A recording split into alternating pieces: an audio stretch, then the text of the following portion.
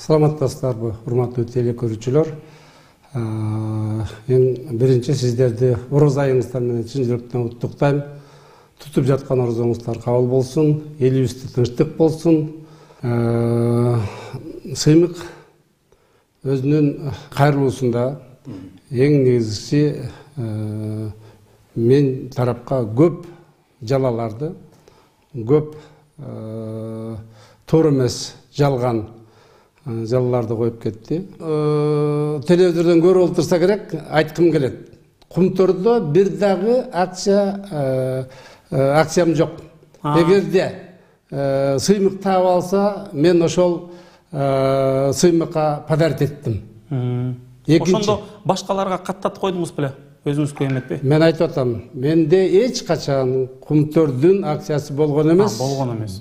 Көргөн дагы эмесмин, билген дагы эмесмин. Ошондуктан ал 2016-18 жылдары Кумтөрдө иштеп атып, анан кийин чатак менен кеткенди угуп атам.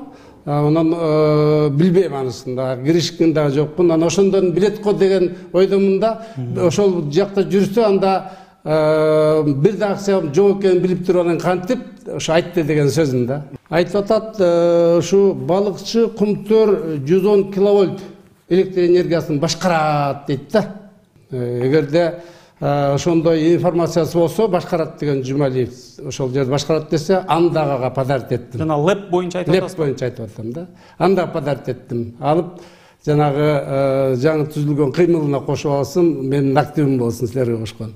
Айтып атат, Бишкек шаарында 20-30 сулуулук салону бар экен дейт. Эгерде тапса 20-30-ун да берейин. Барын кошуп берейин. Сауналар бар деп. Саунаны да бердим. Клиникасы бар дейт. Клиникамы тапса, анда бердим. Иштеп аткан клиника болсо. Мадина базарында акциясы бар дейт. Эгерде аны тапса, анда бердим. Кыймылына кошуп алсын. Бишкекте өзүм сатып алган бир гана жалгыз батерим бар. Азыр мен улуу кызым жашап атат. Анан калган 149-ун тапса, барын бердим. Анан айтып атат, 17 особняк бар экен деп. Тиги жаңылып калыптыр. 7 особнягым бар, 7 баламдыкы. Мен 7 балам бар. Ошол сиздин оппонентиңиз айтып атасыз, Казакстанда дагы өзүнүн молдору бар деп. Ошого бир жол жооп берип кетиңиз, анан мейилиңиз көтөрүлүн. Эми кыскача эле айтып коеюн. Казакстандан бир молум болсо, ошо сыймыкка дагы подарить эттим. Бирдемеңиз барбы? Кое туруңуз, аны бага барабыз. Участок сизге берейин. Рахмат.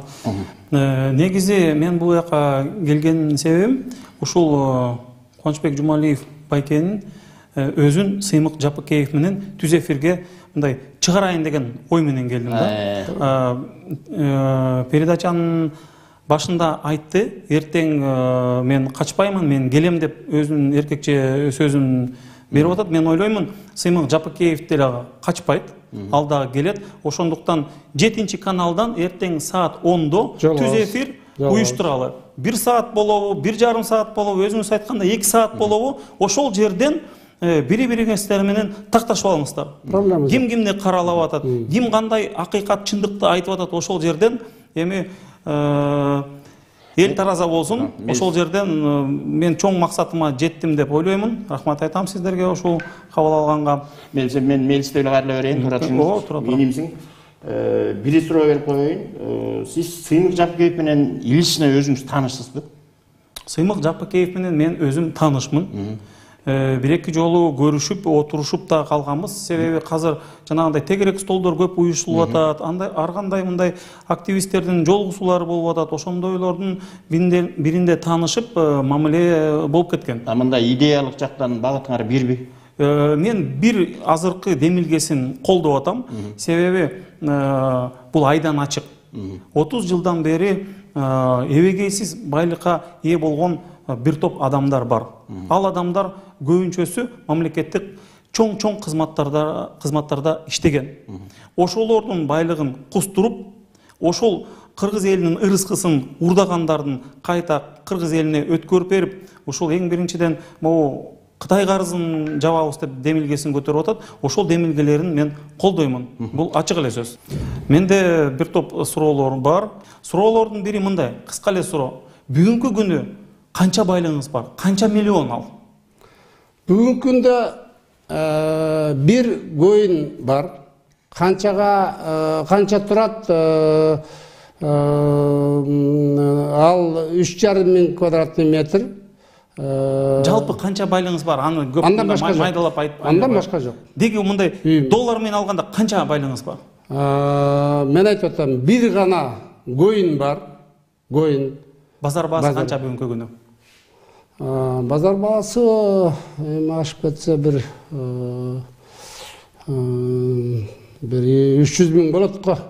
$1000, 1 квадрат метр $1000 деген. Айын 700 болсо 300-200 миң доллар да. Демек ушул жашап аткан үйүңүз менен жана балдарыңыздын жанагы 7-8 особняк бар деп айтып атпайсызбы? Ошонун баарын чогултканда, байлыгыңыздын баарын чогултканда $1 миллион жетпеген байлык болуп атпайбы ошондо? Мен ойлойм, үйлөрдү эсептебеш керек, анткени себеби балдарым бирөөсү гана 17-ге чыгып атат, калганынын баары 18-ден өткөн. Ар бир үй өзүнүкү. Алар граждан катары өзүнүн өткөрүп беребиз аларга. Үйлөнгөндө чоң кызым жанагы шаардагы жалгыз квартирамда жашап атат. Ошондуктан ал квартираларды эсептеп болбойт. Анткени балдарына салып бергем. Өздөрү да катышкан. Өзүңүздүн үйүңүздү жанагы уна ошолордун баары канча мындай миллионго жетеби $1 миллион? Жок, жетпейт. Жетпейт. Экинчи суроо. Демек так жообуңуз сыймык айткандай миллиардтар эмес, 1 миллионго дагы жетпеген байлыгыңыз эле бар турбайбы? Экинчи суроом, ал дагы ушул социалдык баракчама келди. Дароо эле Мелис, сен ушул намаз окуйсуң өзүң, даарат алып туруп, ыйык Куранды алып туруп, Кубанычбек байкеге карматчы дейт. Айтсын, мен ушунча жылдан бери абдан чоң кызматтарды аркалап келгенмин. Эч качан мен коррупцияга малынган эмесмин. Коррупцияга жол берген эмесмин. Пара алган эмесмин. Чет мамлекетте эч кандай мүлкүм жок деп ушундай Сыймык Жапекеев айткандай бир топ $1 миллион, миллиард деп айтпай эле койдум, $1 миллион жок деп элдин алдында айта аласызбы деп, мынакей мен ушул ыйык Куранды ыйык орозо убагында колуңузга кармап, кыргыз элинин алдында мен эч качан ушундай коррупцияга малынган эмесмин. Мен таза иштеп келатам.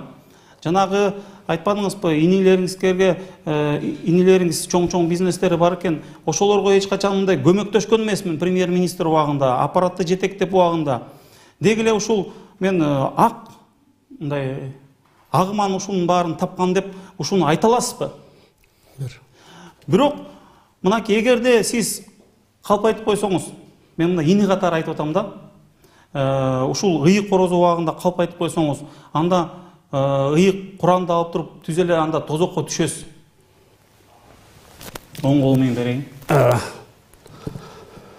Урматтуу кыргыз элим, урматтуу ошол соцсетте отурган көрөрмандар, мен Жумалиев Кубанычбек Мырзабекович 1992 жылдан 2005 жылга чейинки иштеген учурда бир дагы коррупциялык ишке катышкан эмесмин. Экинчиден, менин туугандарым сурап келгенде интеллектуал деңгээлим менен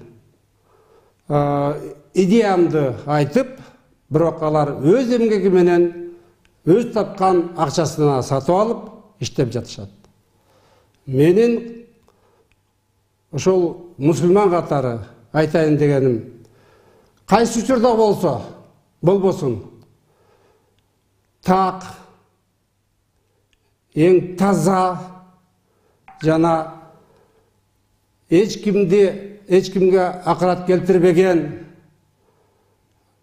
таза жүргөн адам катары жүрөм. 2005 жылы белгилүү окуядан кийин көпчүлүк мамлекеттик кызматкерлер чет мамлекетке качып кетишкен. Мен ошол учурда жакшылап анализдеп туруп, ошол 13 жыл бою бир дагы финансылык мүчүлүштүктөргө алып келген бюджеттин акчасын жеген эмесмин, эч кимге жамандык кылган эмесмин. Ошондуктан мен эч жакка кетпейм деп, көкүрөгүмдү бийик көтөрүп, эл арасында жүрөм. Ошондуктан мен Курандык карматып айтам. Менин эч качан 2,5 миллиард доллар акчам жок. Андайды апыртып жаткан, ошол эгерде Кудай болсо, ошол сыймык мындан кийин айтпай жүрсүн. Уят болот. Коррупцияга аралашкан эмессиз эч качан? Коррупцияга эч качан аралашкан эмесмин. 1 миллион доллардан ашык байлыгыңыз жок. Мен айтпадым мен сага. Жок, ошол айтып коюңуз. 1 миллион доллардан бүгүндө мына ашык байлыгыңыз жок. Ооба, 1 миллиондан ашык байлыгым жок. Ушундай демилге көтөрүп чыккан өзү туура эмес деп айтып атасыз, туурабы? Мен айтам, тийиштүү, туура эмес. Коррупционерлер туура эмес. жоопко тартылсын. Коррупционер болсо, барбы негизи коррупционерлер бизде? Эми мындай да, коррупционер деген Сиздин оюңузча барбы? Мен айтып, мен сага анда түшүндүрүп коеюн. Коррупция деген уюшкандык менен мамлекеттик бюджеттик акчаны мен билем аны. Жакшы билем аны. Урдап алгандарды, коррупция дейт. Коррупционерлер барбы? Мен билбейм. Кыргызстанда мен жашайбы? Мен өзүм үчүн жооп берем, өзүм үчүн жооп берем. Ошондуктан ошол силер бараткан жол бул сөз түрдө кагылышууга алып келет. Мен айтты, айтпады дебесин. Ошондуктан этият болгула. Ошол сиз кагылышуу болот деп айтып атпайсызбы? Ошондо ошол байлар менен кедейлер кагышабы же ким кагышат? Жок, силер айтып атпайсыңар. Мына тиги ошол эле сыймык айтып атат. Ой, балдар, давай, чыккыла. Барабыз дагы, анан кийин Жумалиевдин үйүнө кирип, тиги нотариус алып барып жастырып алабыз дейт. Ким полномочия берди ага? Ким берди? Кимден алыптыр ошондой полномочияны? Эгерде сот чечсе, мына отургузгандардын көпчүлүк имуществосын соттун чечимине алып атат. Соттон башка эч ким бирөөнүн имуществосуна киргенге болбойт. Акысы жок. Закон ченемдүү гана, мыйзам ченемдүү гана тиги мыйзам ченемдүү жашашыбыз керек. Кокустан биз активисттер башка квартираларыңыздарды таап алсак, бизге өткөрүп бересизби? Өткөрүп берем. Рахмат.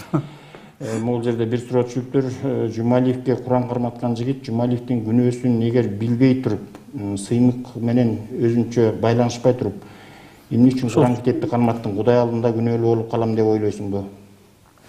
Мен болгон аманатты аткардым. Аманат кимдики? Аманат мынакей социалдык баракчадан жазышты. Азыр аты жонун так эсимде жок, бирок ошондой аманат келди. Мен ошол аманатты аткардым. Бирөөнүн айтканы боюнча Куранды карматып атасыз, туурабы? Ооба.